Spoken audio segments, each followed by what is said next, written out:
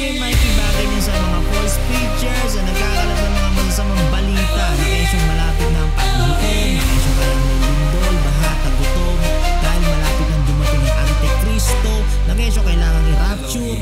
Ano yun? Tatakasan na lang ng taong mundo kasi talo na ng kasamaan. Kaya kailangan ng i-rapture.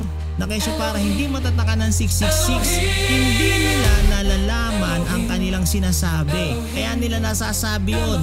Ang sabi ng banal na kasulatan, ipahayag ninyo ang mabuting balita. Kaya hindi masamang balita ang dapat. Ang sabi ng banal na kasulatan, of the increase of His government and peace, there shall be no end.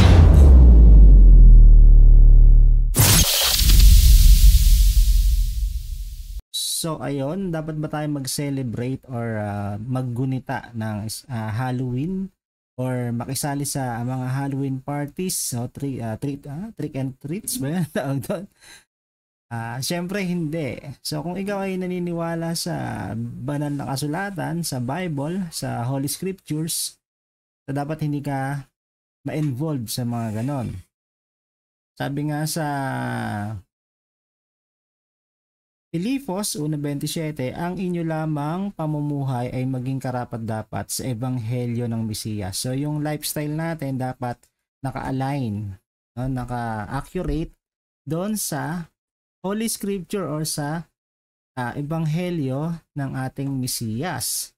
So dapat hindi pwedeng yung lifestyle mo hindi naman nakasulat doon, no? hindi naka-involve.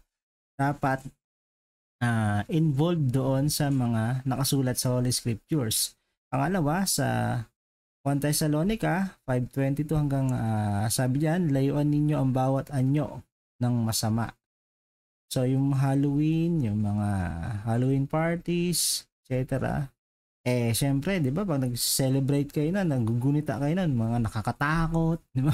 May mga palabas pa, gabi ng lagim, mga horror, 'di ba? Mga bawat anyo, mga anyo ng masama 'yun 'di ba? Mga demons or kung ano-ano.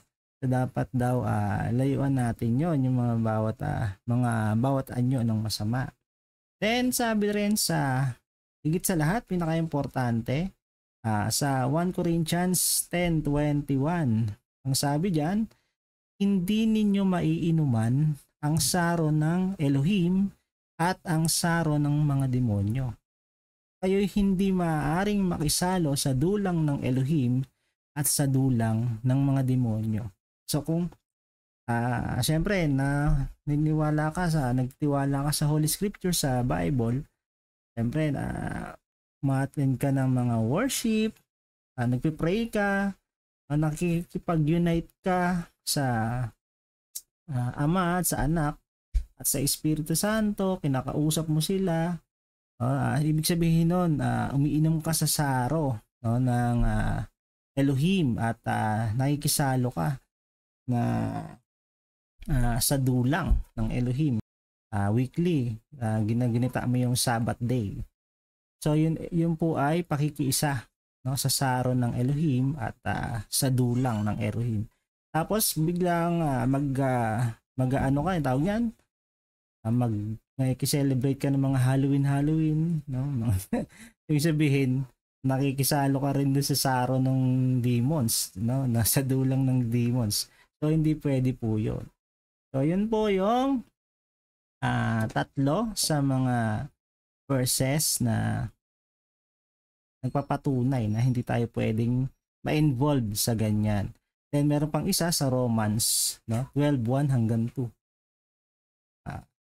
Yung hindi tayo dapat makiayon kung ano yung mga ginagawa ng sanglibutan, katulad ng Halloween party, paggunita ng mga araw ng mga patay, piyesta ng patay, di ba? Pinagpe-piyesta mga patay, piyesta.